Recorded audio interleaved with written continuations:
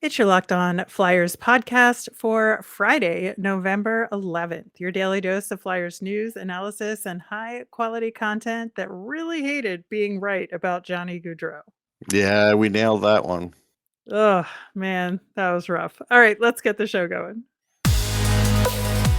Your Locked On Flyers, your daily podcast on the Philadelphia Flyers. Part of the Locked On Podcast Network. Your team every day.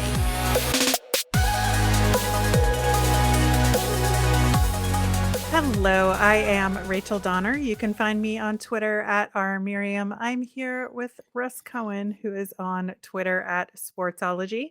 Thanks for making us your first listen every day. You can follow the podcast on Twitter forever, how long Twitter is still around, at Locked On Flyers. You'll keep up to date on all the Flyers news, our episodes, all that good stuff. You can email us at lockedonflyers@gmail.com. We are over on YouTube, so you can comment there as well. Today's episode is brought to you by BetOnline. BetOnline has you covered this season with more props, odds, and lines than ever before. BetOnline, where the game starts. On today's show, we are going to be talking about last night's game in Columbus, mostly what went wrong, but a few things that went right. And we have a big weekend ahead against the Ottawa Senators and Dallas Stars. So we're going to talk about them as well. Locked On Flyers is free and available wherever you get your podcasts, Apple, Spotify, Odyssey. Subscribe. You will get all of our episodes here on the Locked On Podcast Network. Russ, we had a Cam Atkinson sighting. Oh, really? We did, since he's been rehabbing or doing whatever he's doing in Columbus. So he showed up for morning skate. And so that was nice to see him, that It's he's still still around. worrisome, though. It's worrisome that he's in It is. Columbus. Yeah. It is. Yeah. They did do a nice tribute to Torts He in the deserves that. game. Yeah. Yeah. Winning as coach for them. So I'm glad they were able to do that for him. But as for the game itself, this is just one of those games where I feel like the nemesis of the week strikes again. We talked about winning winnable games at the beginning of the week and how hmm important that was. And this was a week of winnable games. And they got the job done versus St. Louis, but not so much against Columbus here. And just lots of missed things, I think, was really the watchword. It was like missing things. It was not a clean game. Missed passes, lost pucks, turnovers, and that's ultimately what led to 3 goals from Columbus, all of which Johnny Gaudreau had a hand in. Yeah, those 3 goals were a killer. Goudreau was the best guy on the ice. You knew he was going to be because, again, the Flyers had a chance of getting him. He wanted to go there. They didn't even contact him. They just sort of gave up on it. And then Torch tried to do some damage control by saying it wasn't time, but it was time for him to show the Flyers what they didn't get. So he did that. The thing that we did also talk about was the fact that this is a team that was going to play as desperate as the Flyers play every game. So they did that. Where the Flyers really went wrong is, when you have Werenski and Gudbranson out of the game, they're down to 4 defensemen. They had no way of taking. They couldn't figure out how to take advantage of it, and that's the part that really kills them in this game because they should have been able to tire out their defense on Columbus, and they weren't able to do that. I would amend that by saying they weren't able to do it quickly enough. Like, I think that in the third period, and the numbers back it up, that the Flyers really did have a strong third period, and they got back into it until the empty netters kind of took over. But I think that eventually they did. The problem is they just didn't do it fast enough. And so Yeah, that, I think, ultimately didn't allow them to complete the comeback. But again, when you make huge mistakes and you're down 3-0, like, you've made your bet. and they were disjointed with the man advantage. With the goalie pulled, D'Angelo was missing shots. They got a few shots here and there, but they had better chances in the third period 5-on-5 than they did when they pulled the goalie. So that's never a great sign either. I saw Torts said something to Provorov on that last failed clear when he was on the bench. He said something to him. I also noticed that when Morgan Frost took a penalty after having not much ice time, Torts sort of got mad. And now Konecny had a complete giveaway for a goal, and it really didn't affect his ice time as much as it did Frost. And that's the problem that I have with Torts here too, is the young guys, he'll overcorrect them, and then the pros, he'll be like, yeah, this is really bad, I'm going to sit you for a few shifts, but that's really it. I mean, and Konecny was back out there and all as well. And see, that's the part that I don't like on the development end of it. But Carter Hart was really good, and that's always a positive. But this was a game where they were never in danger of winning.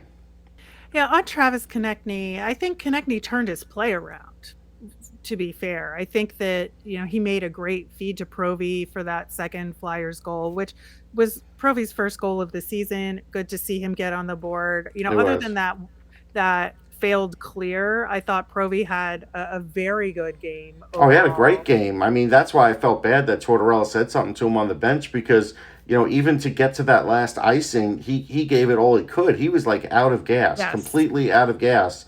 And the coach says something to him, and I don't think it was positive. So that's where it's kind of the tough love gets tougher, because this is a guy that gave you everything. And really, the Flyers were kind of exhausted after once it was 4-2, they were kind of exhausted.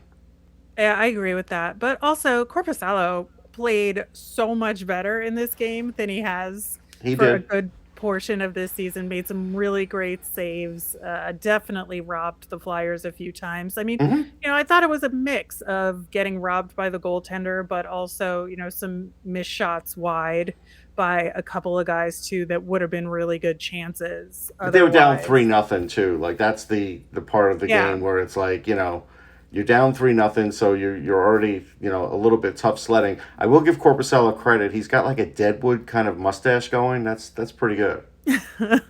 I'm more interested in his play than his mustache. But I think that the other thing too is that I do think that they did recover for the most part, as they have in past games where they've been down in the game. And I think that's ultimately a good thing in the long run, in terms of continuing that level of battle, continuing that level of Hmm. effort.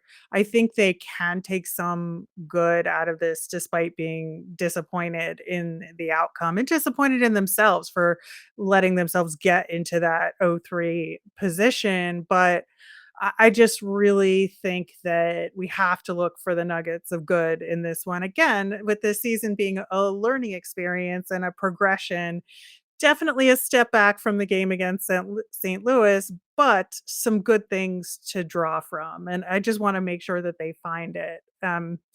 Was there anybody else that stood out to you in either I way? mean, I felt like Farabee was doing all he could, but again, he's another one that sort of seemed exhausted, and I'm a little worried that with all the minutes that does get piled on him, how he took that one shot in the gut too. It took him a little while to recover from, but I thought he played a good game.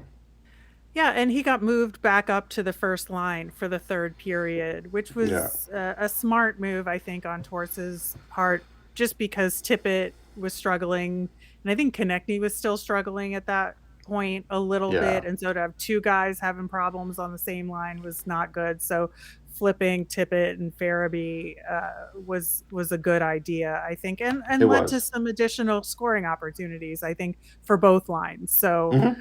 I think that was a good move by Torts. It was also a weird game in that Columbus blocked more shots than the Flyers did, and that just feels odd this season. Well, they do sort of play that way, and they have two supreme shot blockers in Gavrikov and Gabranson, even though Gabranson got hurt in this game. But they're two supreme shot blockers, so that is a part of their game.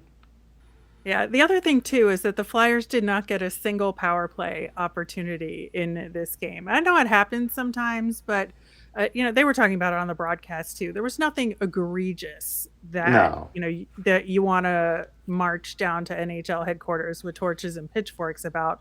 But at the same time, there were a couple of plays where you're like, probably should have called those. And with Columbus getting two power play opportunities and the Flyers none, it feels like a missed opportunity there that they didn't get those calls, but, again, the game was the game, and you can't really blame it on that. True. I don't think the Flyers ever really like cycled the puck or had the puck long enough to be able to draw penalties either. Like I think that was a function of it, aside from maybe what the refs, missed, which refs miss stuff every game. So Well, we have 2 games this upcoming weekend to talk about, one of them against a former friend who we saw recently, but this should be a little bit more emotional. Because it is a return home for Claude Giroux, and we will be talking about that one next. today's episode is brought to you by BetOnline. BetOnline.net is your number one source for sports betting info, stats, news, and analysis.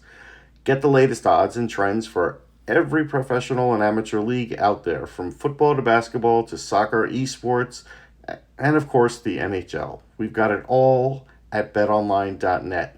And if you love sports podcasts like ours, you could find those on BetOnline as well. We're always the fastest and easiest way to get your betting fix. Head to the website today or use your mobile device to learn more. BetOnline, where the game starts. Check out the Locked On Sports Today podcast. From the games that matter the most to the biggest stories in sports, go beyond the scoreboard and beyond the scenes with local experts and insights only Locked On can provide. Locked On Sports Today, available wherever you get your podcasts. Russ, Saturday's opponent in the afternoon, 2 afternoon games this weekend. That's very unusual to have the back-to-backs, in the afternoon, Saturday, Sunday, but that's where we are.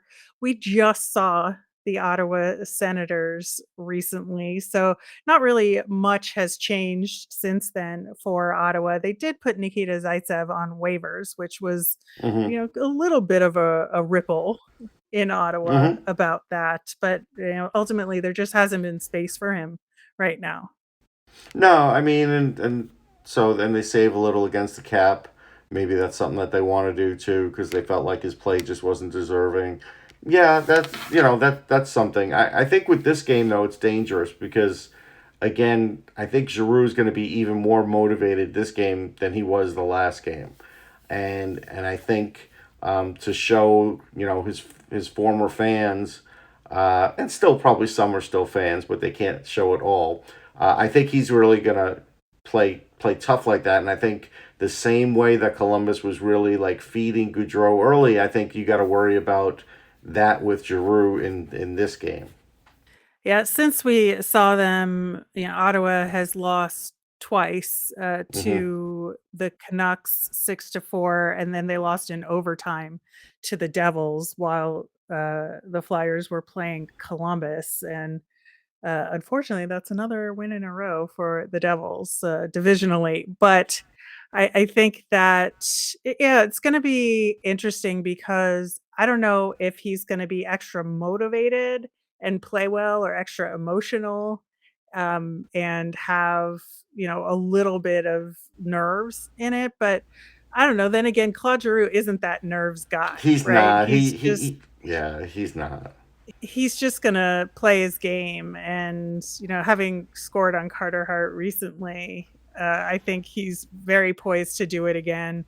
I know I'm certainly not ready for that tribute video. It's going to be a tearjerker, and I'm I don't know if I can handle it, but at the same time I think it'll be good to have this kind of a moment with him coming back, because that 1000th game we had, as his last game as a Flyer last time around was just, it was like a wake. I mean, it Yeah. was so difficult to get through. It was supposed to be a celebratory occasion for him, but at the same time, it was just this like long goodbye.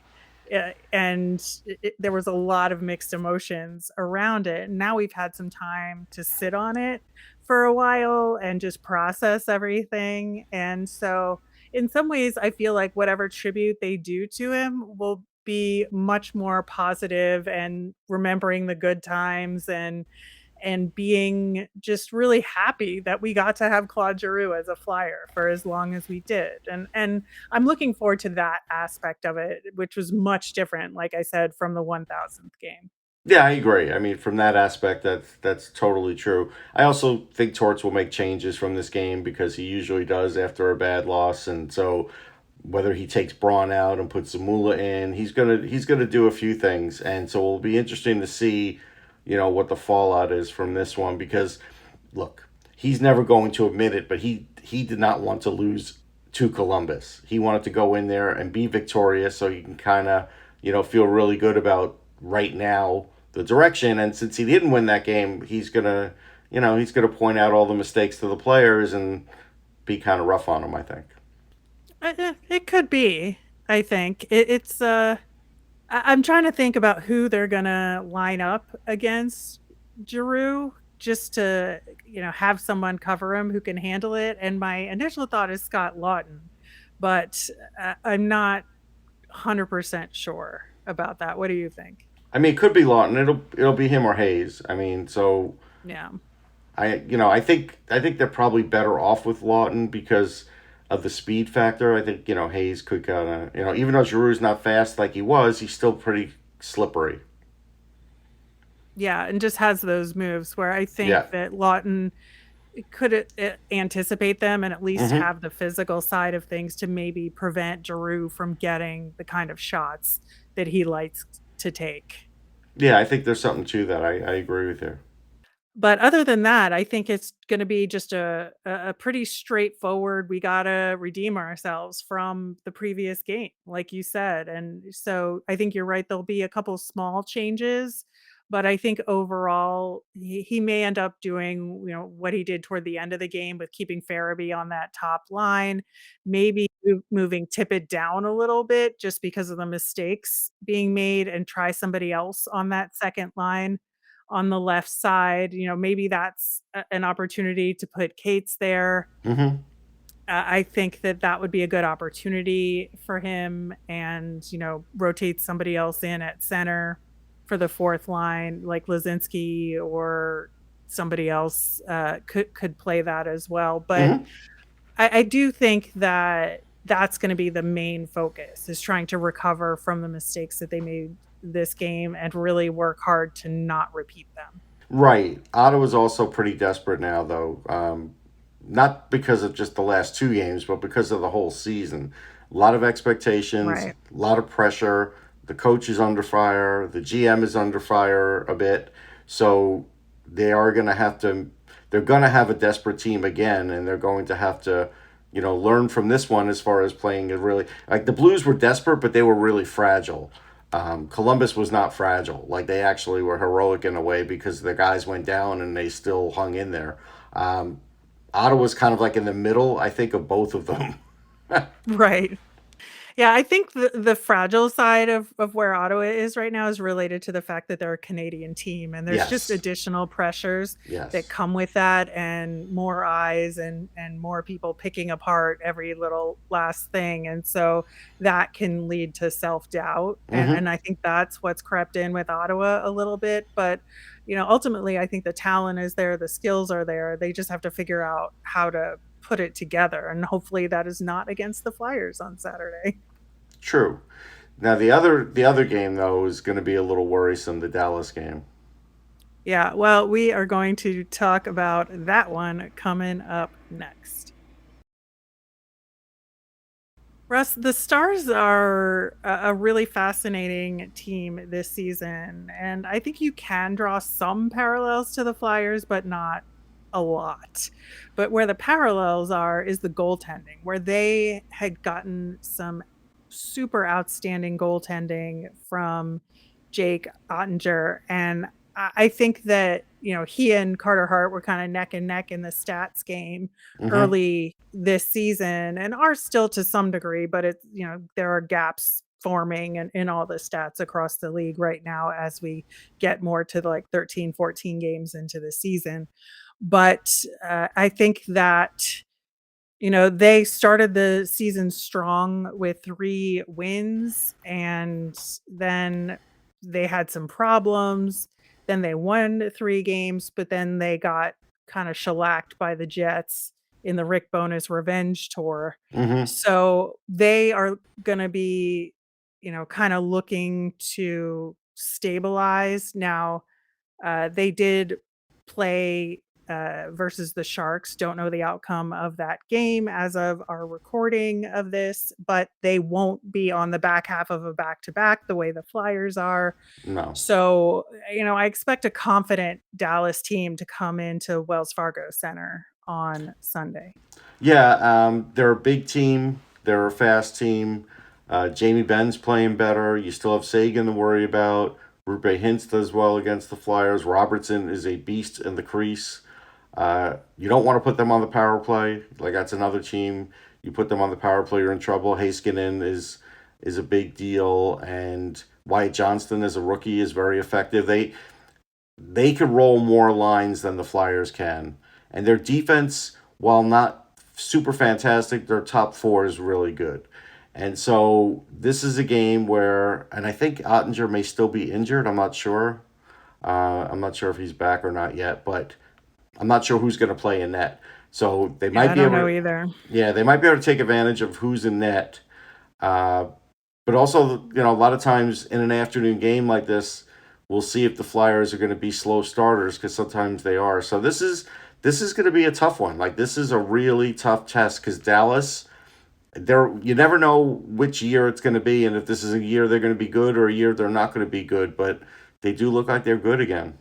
They do for the most part. And like I said, they have their stumbling moments. Hmm. And, in that game against the Jets, actually, they had a lot of the same problems the Flyers had last night against Columbus with, a lot of turnovers. And that's what led Yeah. to the Jets' goals. Now, the Jets are playing phenomenal hockey right now Hmm. and are winning or are leading the Central Division right now, which I think is, somewhat unexpected. So, but Dallas had been battling for that top spot in the Central to start the season. And so they've had some really good, challenging competition. And Dallas is also the kind of team that plays to the level of the competition sometimes Hmm.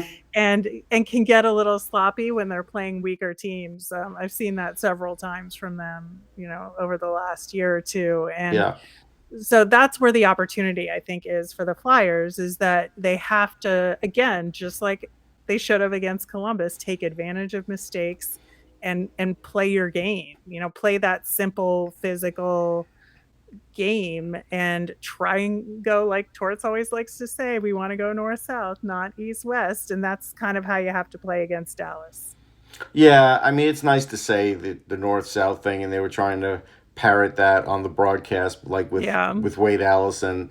But now Wade Allison is so worried about going North South, and is also so worried about plastering guys, that now the offense isn't there. And that's my worry about with Wade Allison. Don't give him too many things to do. He's an instinctual hockey player, like we've talked about it, and he gets better as the game goes on. But like, there's a lot of tinkering going on with him. It worries me about him.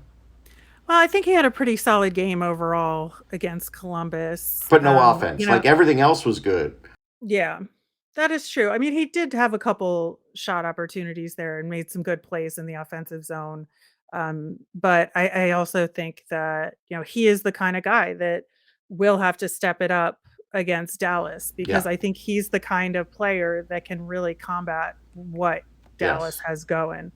And so I want to see him play well. I want to see Noah Cates play well. Hmm. I want to see Scott Lawton play well in this game. I think, the 3 of them are the guys I want to keep the closest eye on as far as skaters go, because I think that Noah Cates really needs to kind of match the skill level of Dallas to show what he can do. And then the other 2 guys are going to be more two-way game kind of guys against Dallas. I think that's really what they have to do. Yeah, and in this game, I think it's like a race to 3 goals. Who gets to 3 goals first will win, and so I think you have to sort of play it that way.